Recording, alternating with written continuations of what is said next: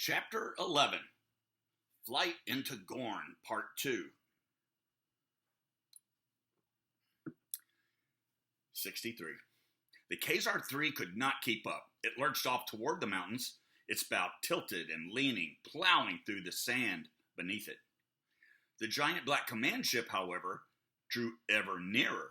The intense heat rising from the surface of the sand caused the oncoming ship to quiver hideously. "We can't fight that," Gabriel replied, holding a wounded shoulder with his hand. Blood squeezed from his sand-encrusted fingers. "We can't fight that." "Are you shot?" Dreher asked, coming with bandages.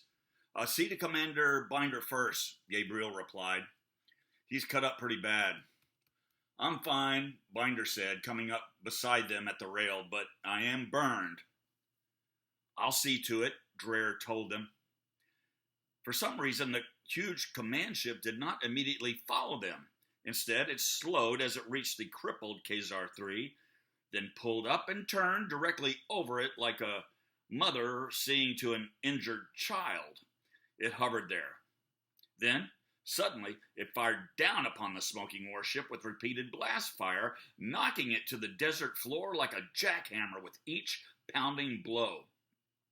The great warship Khazar 3 flattened from the blows, burst into flame, and fell into the sand with a monumental roar that echoed ominously across the desert wasteland. "Gharnians do not accept failure very well, do they?" Gabriel said, grimacing. "I wonder," said the wizard.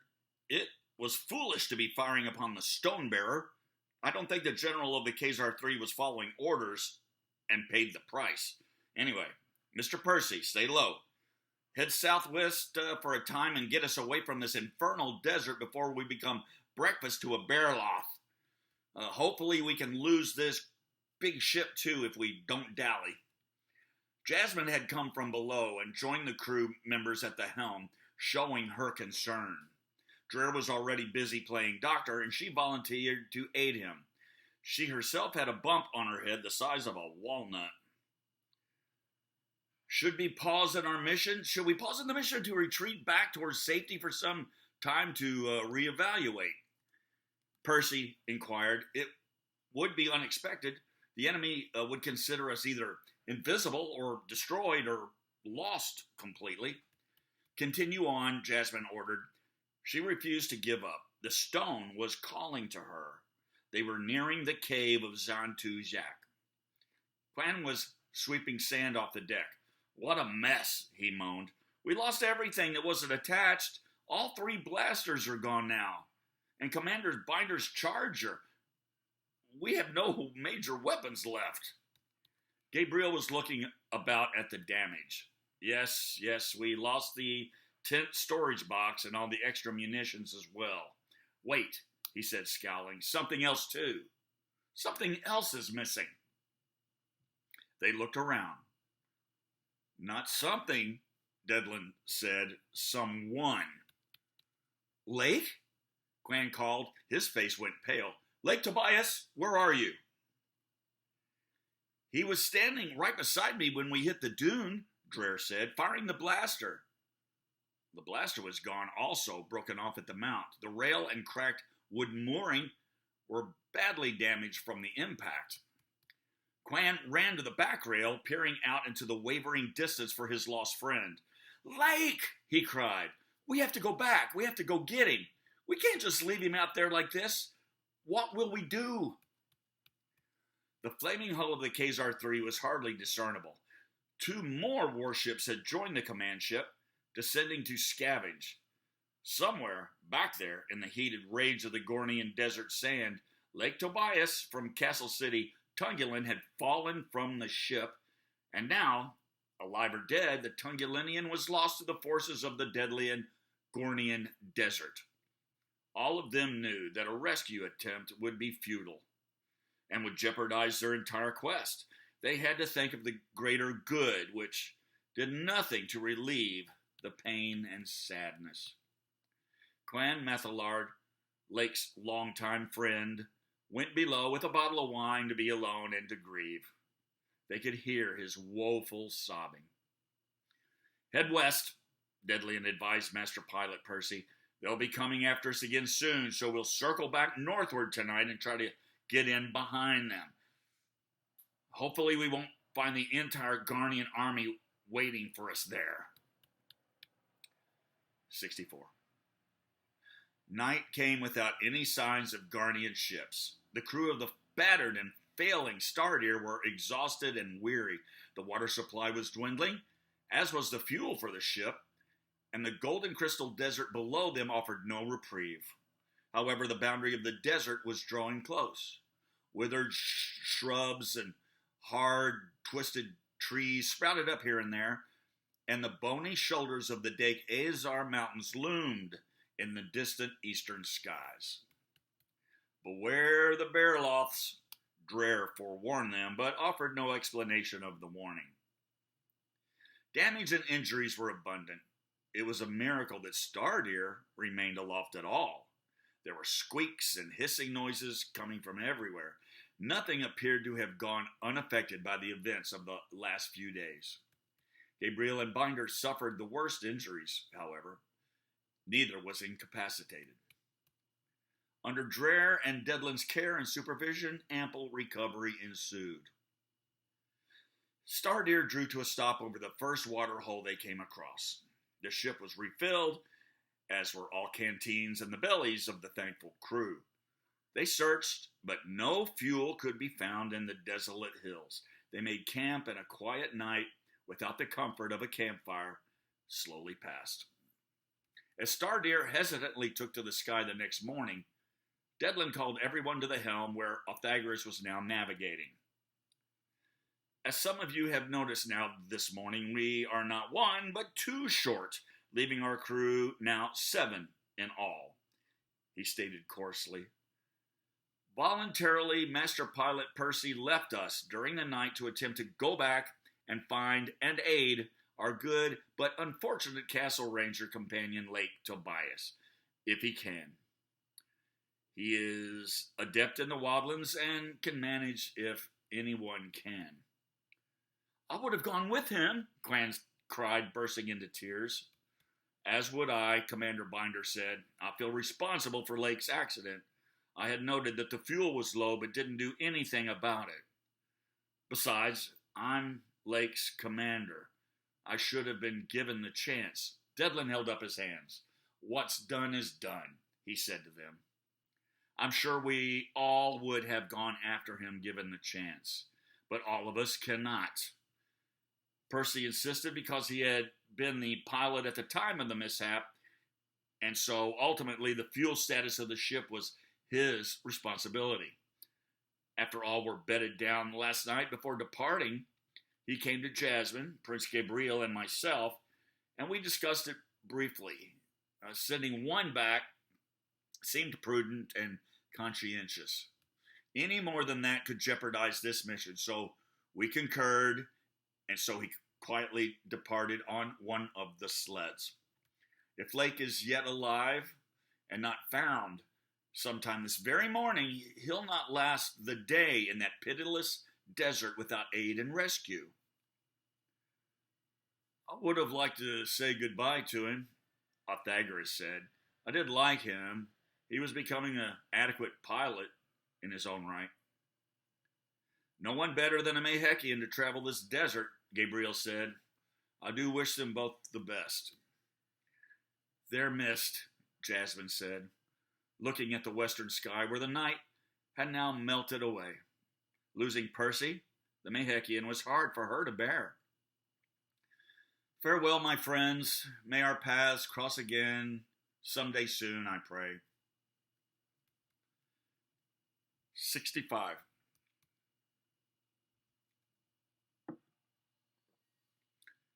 Fuel reconnaissance in the area turned up just enough scraps to keep them aloft. But each trip to the ground was risky and dangerous. As the day passed, it was evident that Stardeer was mortally wounded and would not carry them much further on. Gabriel found a motherlode of algae stone along the cliffs of a dried riverbed, but even when the tanks were filled, Stardeer coughed and sputtered as she pulled herself from the ground once again. It was as if, despite their pleas and prodding, She did not have the will to fight gravity any longer. Still, she persevered as best as she could, though she slowed with each hour until she was unable to maintain a speed much faster than a running horse. Still better than going on by foot, Dreher, ever the optimist, had said. They plodded on through the following night, but no one slept well, if at all. At any moment, they half expected their loyal skycraft to die suddenly in midair and fall, plummeting to the ground. Jasmine tried to find a moment's sleep, but she was unable. She stared out broken windows at distant stars when a vision, like a memory, filled her waking sight like ink blots filling a crystal pool. She smelled rotten apples and felt mist upon her skin before realizing that she was witnessing one of the visions from the sinkhole mirror again. She sat up and glared into the darkness. In the vision, Lake was not among them. She remembered it clearly now. She cursed herself for not remembering it earlier. Why had it come back to her now that it was too late to do anything about it? She looked out the window at the lands sliding slowly past.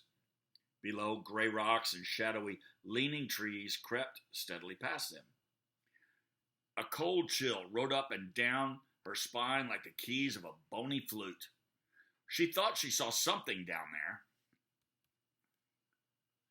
A form, following steadily behind. A shadow darker than the other shadows it passed through, beneath the cover of the shadowy gray boughs. She knew what it was. She was not surprised to find herself weeping. 66. Good morning, all, Devlin said. Despite everything, good morning. Well, what is today? Ever the cheerful one, Binder moaned. Gabriel was hungover from a night spent with a gallon of potent apple wine. The second day of Greenwith, he replied, massaging his own neck with his right hand. That makes it Meriday, I believe. Devlin nodded, catching himself from falling as Stardeer stuttered. I fear that your Stardeer has seen her last sunrise, wizard, Binder told him. She is dying. We must make new travel arrangements. We've seen quite a few warships this day, Pythagoras advised. The skies are thick with them this morning. Devlin squinted at the Azar cliff walls, lit with morning's lavender light. Jasmine was quiet, staring off in the same direction. We could stop for a new ship, Commander Binder suggested. We're but a few days' journey from the Tri-City of Corinth, Atterson, and Corbin. Nah, we can't risk that, Devlin said, frowning. It could be invaded and overrun. We have a better chance out here in the wildlands. This ship won't hold out much longer, I assure you. No, she won't, the wizard agreed, but we're getting close, very close, and there's a good tree cover from here to the mountains. What are you suggesting? Dreher Freygood's eyes widened. This isn't the most hospitable land, he said emphatically. Besides thorns and desolation, there are thorns and snakes, ugres, usurapi and dolems, quicksand, skyropirates.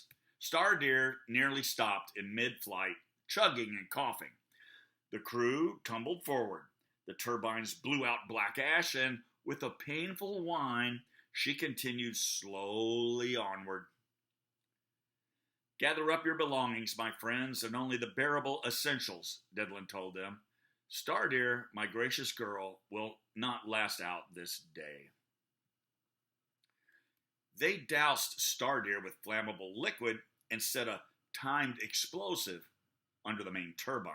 Once everyone was safely aground, Binder set a predetermined course for her, straight toward the mountains in a different direction that they were taking, and leaped over the rail to the rocks below. Stardeer slowly rose with no one on board, coughing sadly, and disappeared, spinning over the tops of the trees. Let's make haste, the wizard said solemnly, reaching his hand into a pouch that hung from his shoulder. I have Kofik beans for you to chew on. They're not nourishing, but they will help to make us go farther faster. Some of their belongings had been secured to the last remaining sky sled. Gabriel pulled it along behind them with a rope like a reluctant beast of burden. Traveling by foot over the rocky ground was tough and quickly wearisome. There was no path to follow, and plenty of thorn bushes with quills long and sharp enough to pierce through leather boots.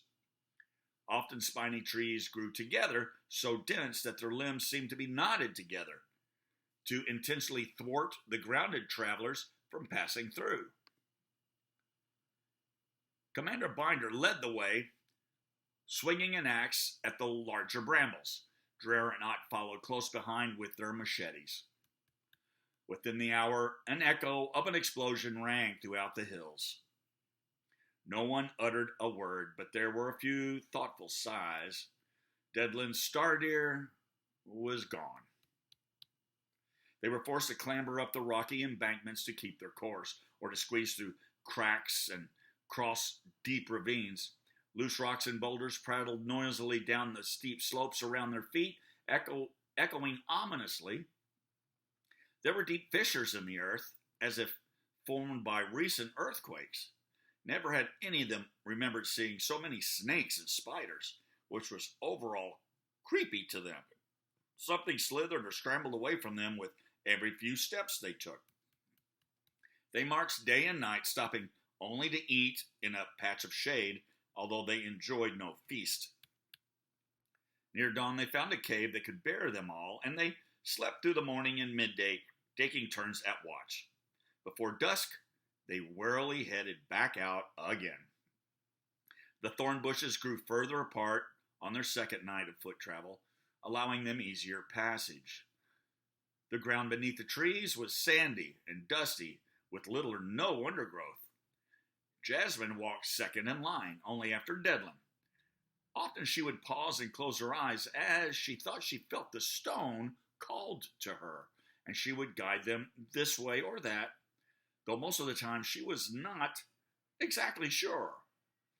Deadland encouraged and supported her slightest whim and marched onward determinedly wherever she set their course. "I've seen this place, Deadland," she whispered as they wound up an embankment toward a grove of gray locusts. The weird trees with the dry gray leaves rustling against another in this warm breeze. The choking dust that were stirred up as we walked. The leafless bushes. The dry weeds. The burrs. The thorns. "Is this vision important?" the wizard asked. 100 yards to the south, a Gharnian fighter ship shot past at a great speed toward the mountains.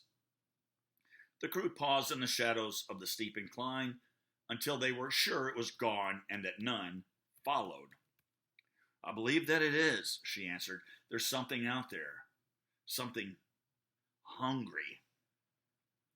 "I don't like this place," Commander Binder said. He spoke for the lot of them. "It's unclean. Not black magic, but uncomfortable nonetheless. Sir Althagris, my friend, what can you see with your feline eyes?" Ott's pupils were wide open, deep in gold. "I see nothing," he said. "Mind your feet," Dreher Freygood warned them. The night deepened around them. There were no moons or stars to light their way. But the crew refused to risk any light. They were famished and their provisions were all but depleted, save a few final scraps. Ott had eaten a lizard that he had caught. It had a sour taste, he had said, and it later turned his stomach. Dreher advised against eating the occasional brown mushrooms that they saw on the rotting stumps that they passed. "Nothing growing in this place is healthy. It's better to abstain until we have found greener woods." The night was blind dark. The desert oaks, only an arm's length away on either side, were indiscernible. Deadland had trouble guiding them, and they crept at a turtle's pace, so he'd eventually decided to use the crystal of his cane in spurts, now and then, just a little bit, to light the way before his tired and weary feet. At one point, at the glow dimly intensified, barely illuminating the clearing before them. Jasmine stopped them in their tracks, holding the wizard back with an outstretched arm. "Wait," she warned. "Hold on. Don't go any further. This is it." "What is it?" Devlin whispered. "What do you see?" The trees, stripped of bark from the ground to the height of a man, thinned on all sides of them, and there were small gray mounds of earth covered with weeds and dry scrub throughout the clearing ahead. The wind hissed across the dry reeds, and the clicking of some insects was most unsettling. "It looks like death mounds of a graveyard," Ott replied. "Cairns of pitted and ruddy stones." "Well, I don't know for sure," she said. "I saw this place in a vision in the magic sinkhole mirror. There are things out there, all around us. Large, deep holes, I think." Devlin heeded her warning, looking around them. They were too far in now to try turning back. "We should rope ourselves together," he said to the rest of them. "We'll cross this plain, possibly safely, tied to one another. Be careful now. Make a circle." "No Myers," Dreer said, nodding. "There's no Myers here. I told you to mind your feet." "I believe so," Devlin responded, "so we should use precautions just to be sure." "Well, they're old by the growth around them," Gabriel said. "They were dug a long time ago, and where there are no Myers, there are certainly Gogers." "Let's not frighten anyone just yet," Devlin said quickly. "We should be fine as long as we hold on to one another. The pits could be vacant. They might be abandoned." "No Myers? Gogers?" Clan inquired. "I don't see a thing." "Pits," Dreer answered. "Cleverly disguised pits." "Disguised?" Jasmine asked. "Disguised by who?" "Not who," Dreer whispered. "By what?" They knitted themselves together into a circle with their ropes. Then, slowly, carefully, they continued their way across the clearing. It was awkward going at first, pulling and pushing one another in the dark. Devlin set a slow pace for them. He held his cane near the ground before his feet, poking this way and that way to seek any anomaly in the dust and dirt. "Feel for softness," he told them. "Feel with your toes. Don't be fooled by what you see with your eyes." They walked silently, with only the sound of the rustling gray locust leaves and the clicking beetles around them. They passed a number of the mounds without any cause for alarm. Then there was a surprising yelp and a tug on the rope that nearly pulled them all over. Dreer Freygood was the first to slip into a no-mire hole, nearly dragging Gabriel and Clan Methylard in with him. "It just gave way beneath me," he said, his head still above the ground. He scrambled to pull himself free, but the sides of the pit were slimy and slick with mucus. The hole had been invisible to them in that dim light, covered over with flimsy, dusty, transparent web of film, and masterfully camouflaged on the top with leaves and dirt and sticks and pebbles. Beneath the hole was wet, bubbly, and muddy, with no roots, rocks, or footholds to seize and climb out by. "Pull him out," the wizard said. "Quickly now." "There's something down in there," Clan said as he helped Dreer to his feet. "I heard it. There's movement and a sucking sound." "They are Gogers," Devlin told them. "Stay out of there. Gogers make these nasty no-mires. They live down there in them, rarely leaving them, and they're filthy down there, as you can imagine. They live in their own lifetime of filth, as your noses detect. They're nasty scavengers," Dreer continued, shaking the slime from his hands. "Hunters. Carnivorous type of, a spider or an 8-legged pig-like arachnid kind of creature. Horrible things. Large tusk, big jaws, spines, flat on top, round on the bottom. Quite deadly if they get a hold of you." "Spider pigs?" Jasmine asked. "Good on a barbecue spit," Gabriel added jovially. What's that sound? Jasmine asked. I hear a crunching sound. Gabriel answered her. They're chewing on the bones of whatever fell in recently.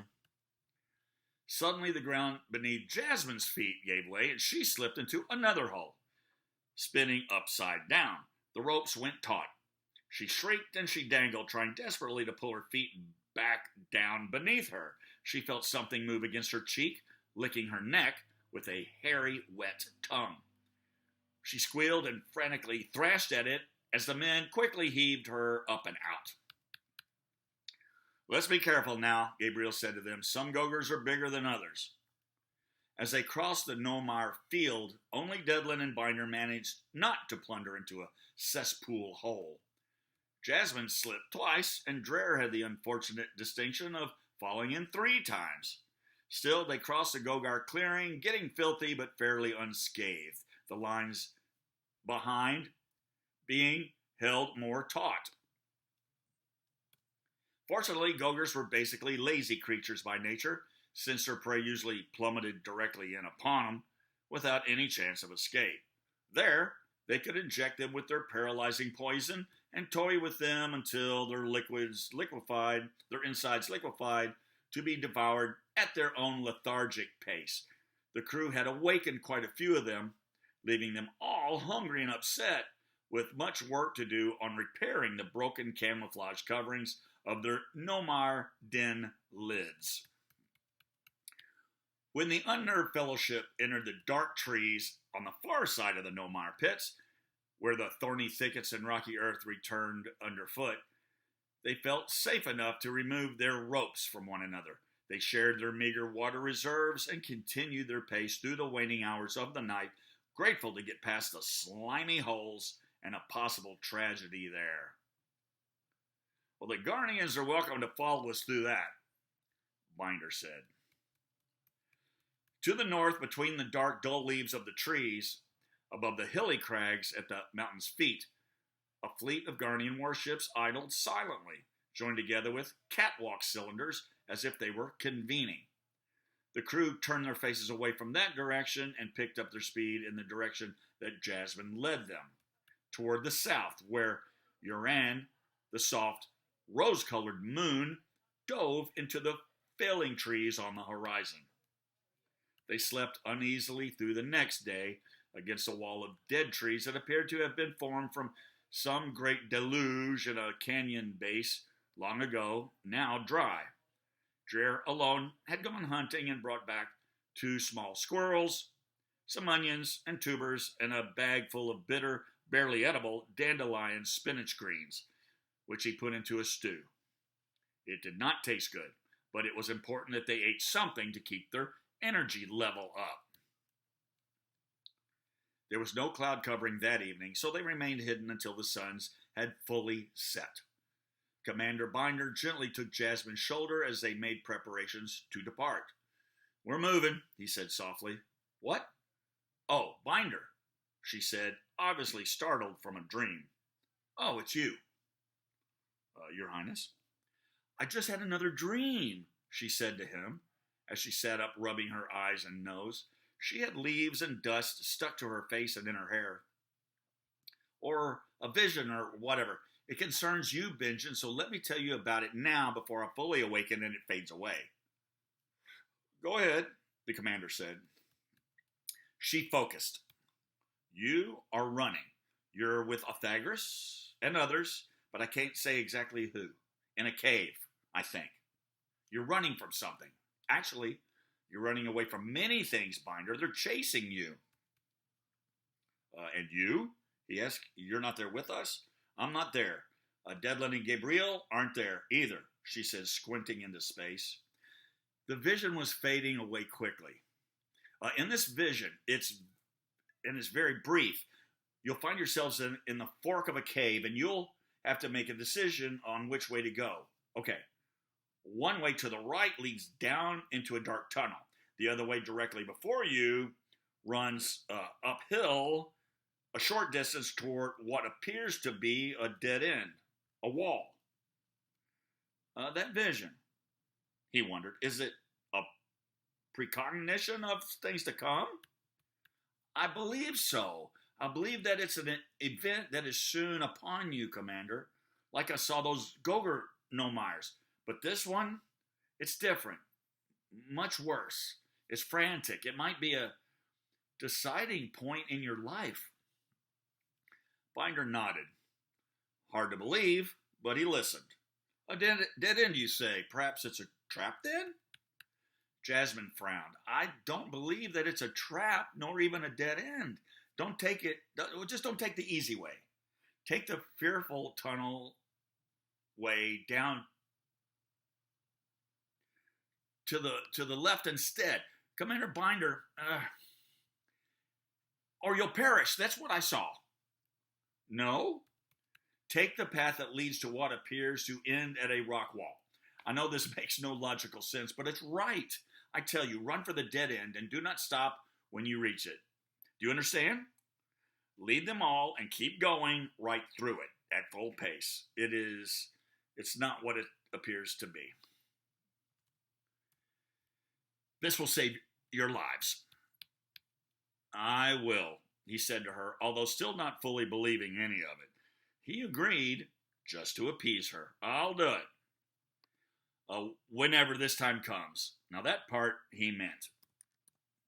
If it did happen. It'll be soon, she said forebodingly, rising to her feet. She brushed debris from her clothes, staring into the sleeping vision that faded off into the air like so much smoke. She looked at him with her grim eyes, frightened about it, but glad that she was able to forewarn him. It's going to happen tonight. 67.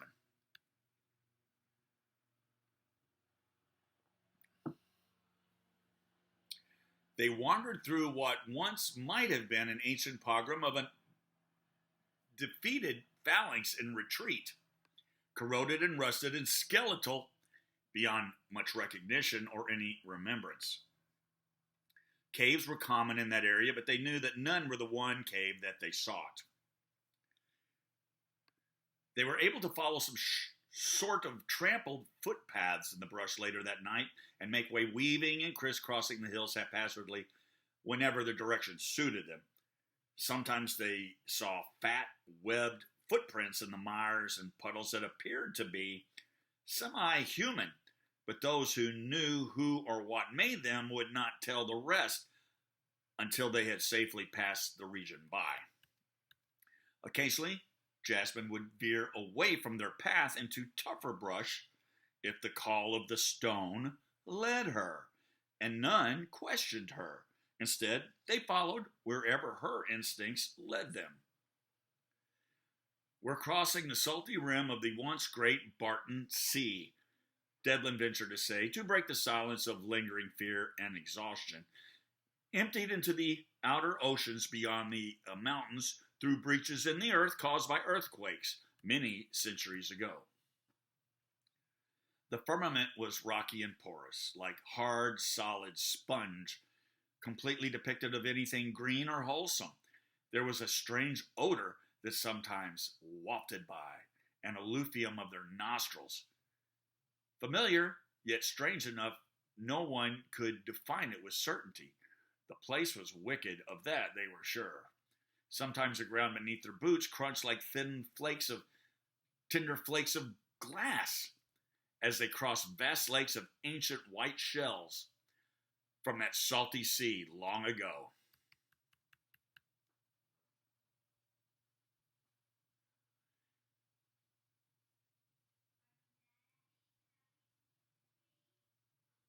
And long dead.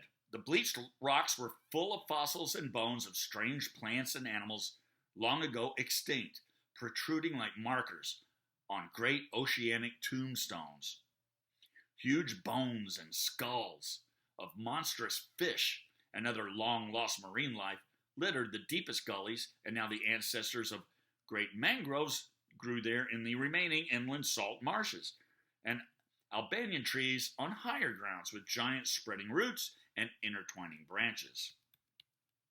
I don't like this, Pythagoras said.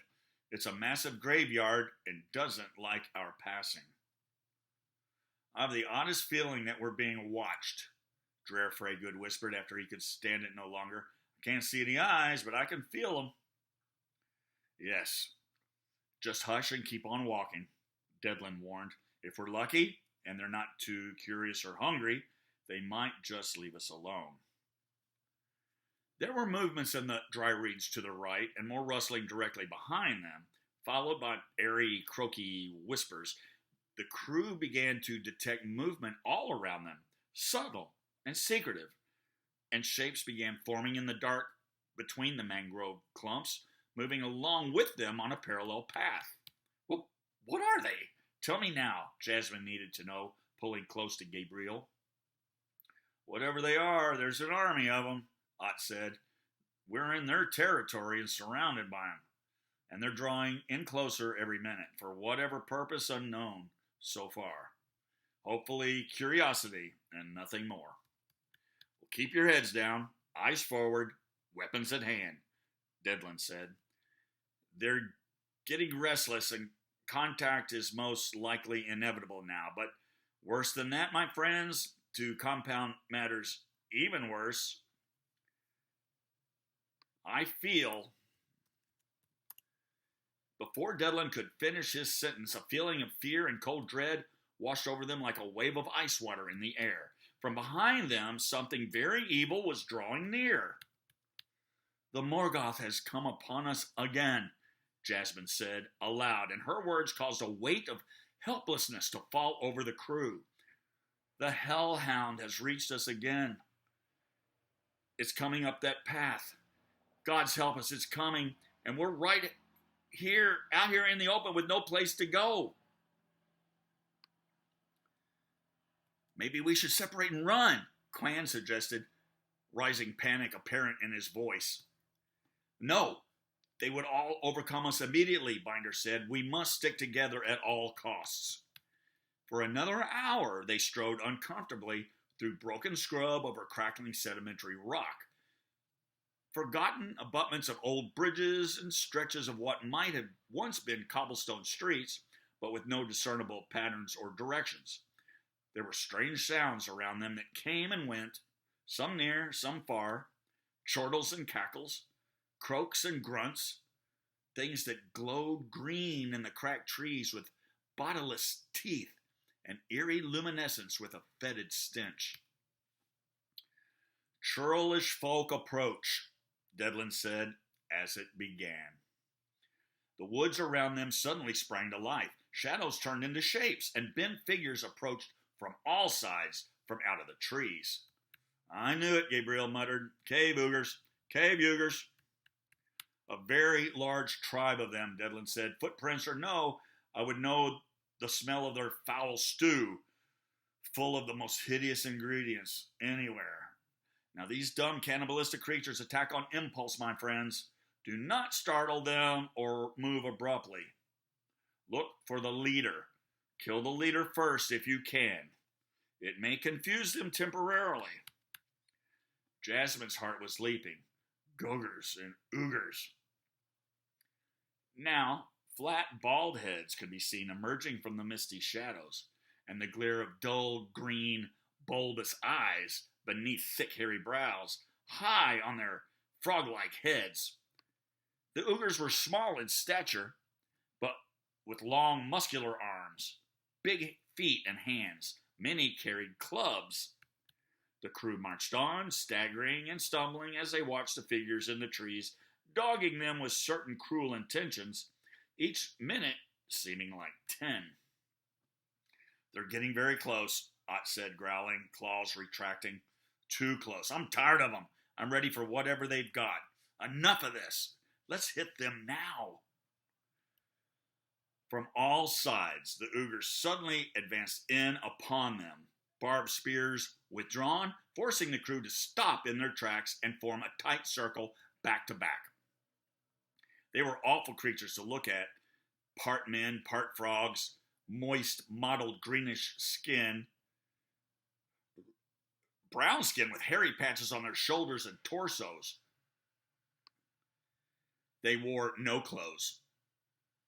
They had broad, flat noses and wide, lipless mouths and no foreheads.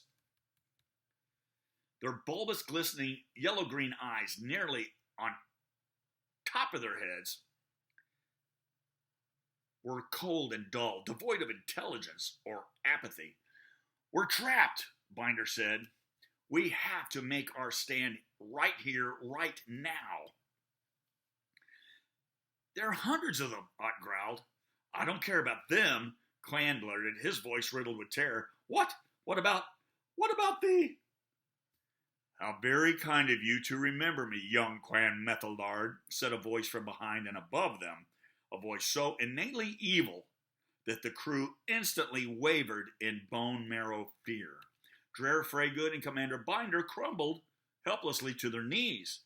Clan fell to the ground as though he were a dropped marionette, nearly unconscious.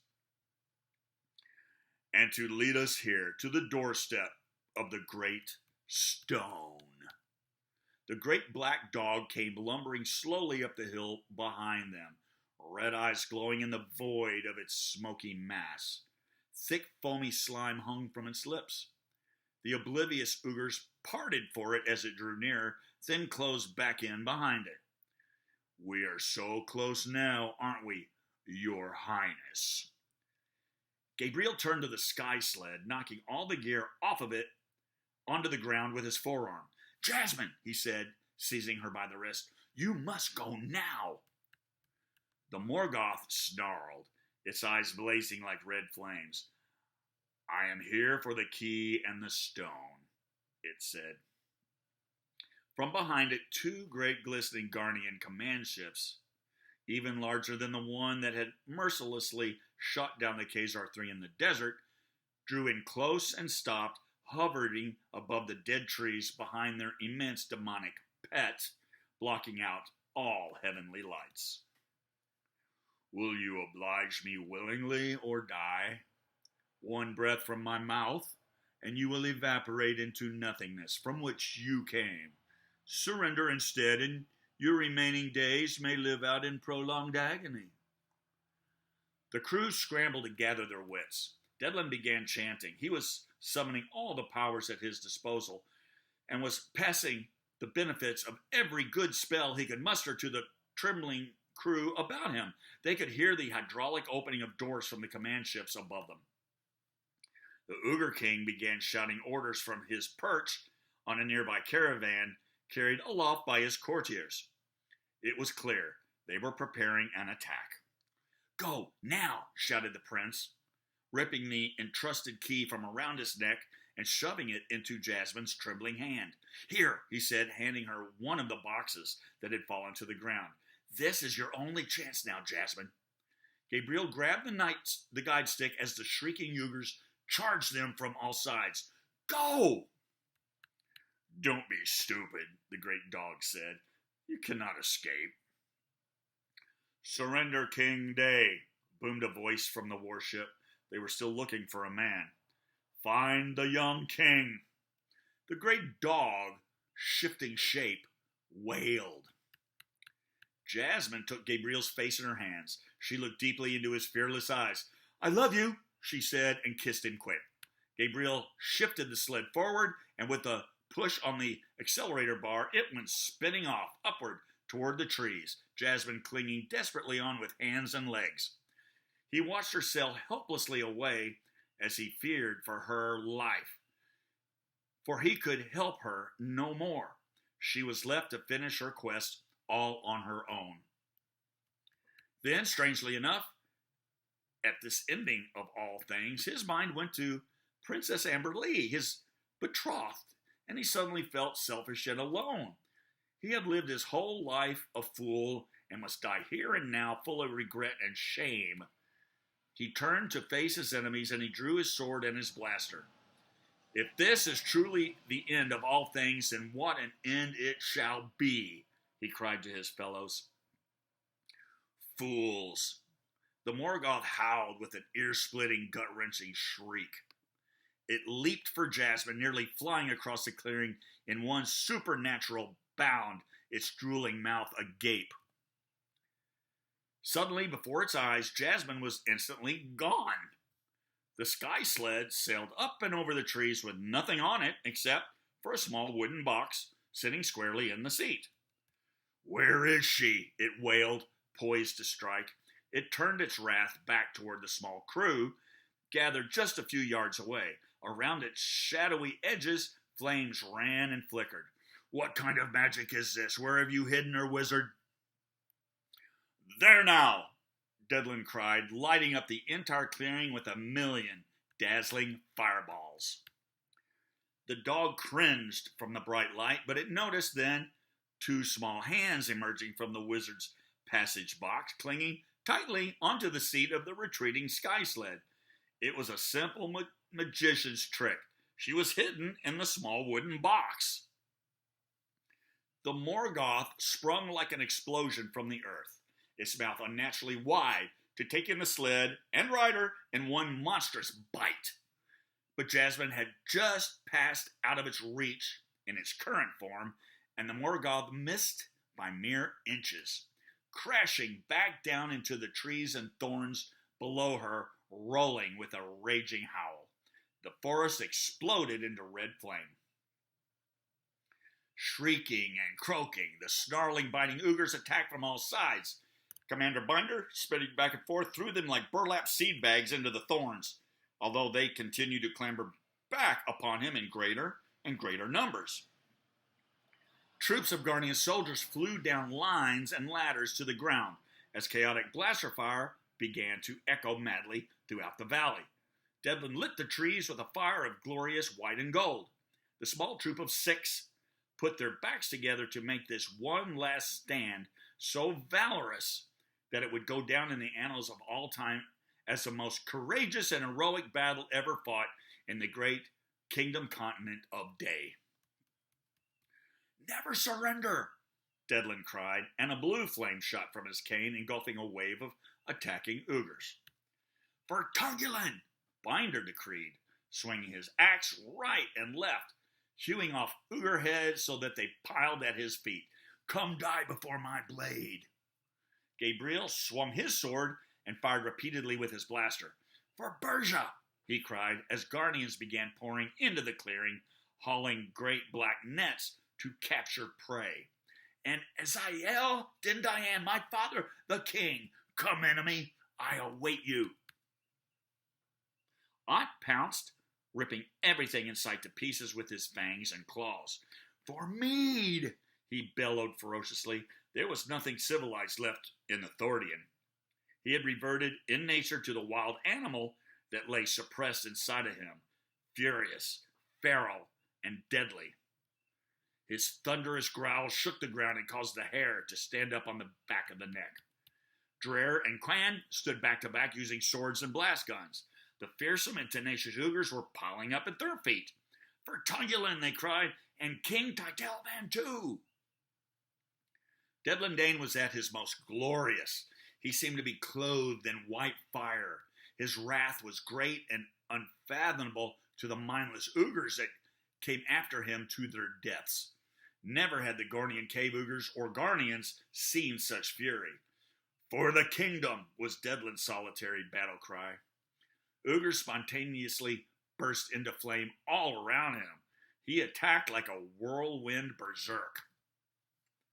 The Gharnians continued to come, most allowing the ugres to do the fighting for them while they prepared their own final assault. The army of ugres seemed endless in numbers. They poured in like ranks of ants over the fallen comrades. They were fearless, perhaps from mere stupidity, or perhaps inspired by the strength and power of the morgothyon of Gilgahar flaring behind them. The crew fought fiercely, but they were weary and grossly outnumbered.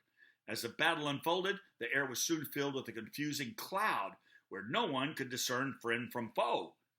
Voices cried, swords clanged together, blaster fire exploded. The forest was going up in flames around them. Smoke engulfed them all.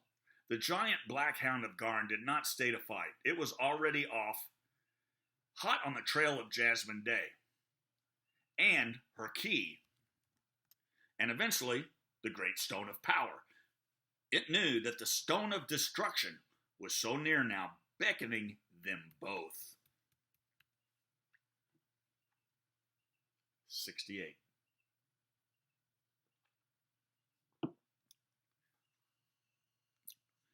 Jasmine lifted Dedlin's magic box up over her head and tossed it into the treetops below. It had certainly saved her life. Those last few seconds of confusion had surely allowed her escape the hellhound's jaws of death. There were tears in her eyes. She had just deserted her friends to a fate and peril inescapable. "Hey, there you are," said a voice in the air, startling her. "Follow me." Jasmine had the guide stick pressed forward as hard as she could. It was nearly bent from the effort, and her arms ached with fatigue. "Who is that?" she said. "Who's there?" "It's me, Vinny," said the crow. "I know the layout of this land pretty well. I'll get you away from here. Just follow me. We must hurry." She could not see him in the dark. "I need a place to hide, Vinny. The fuel is low. This sled won't stay airborne much longer." Can you make it across the Great Gorge Canyon? It's 7 or 8 miles across from side to side. As the crow flies, as it were, nothing will be able to trail you on foot." "How far?" 2 miles ahead of us." I think so," she answered. "We'll try, but I can't see you, Vinny. It's too dark." "Follow my voice." "I don't know if I can." A few seconds passed. "Follow the path of the whip on the Thordian warrior constellation," he said to her. "Do you know it?" She squinted into the heavens with wet eyes. Stars twinkled on the horizon before her. I see it. It's directly east.